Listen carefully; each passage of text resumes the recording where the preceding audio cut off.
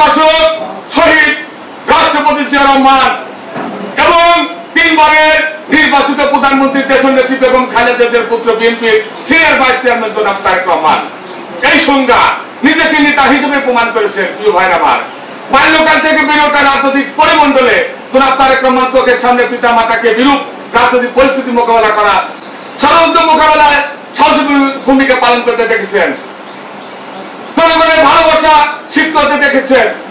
একই সাথে অনুভবার্জন রাজনৈতিক সহকর্মীদের মধ্যে দুঃসময় বেমানি করতে দেখেছেন। প্রিয় ভাইরা আমার, শুধু দেশ ও দেশের মানুষের সার্বভৌমত্ব পতাকাটি দুই হাতে ধারণ করার শপথ নিয়েছেন। প্রিয় ভাইরা আমার, পাবনা শিমুল বিশ্বাস জিন্দাবাদ, বিবি শামসুর রহমান জিন্দাবাদ, আল্লাহু ইজ ওয়ান।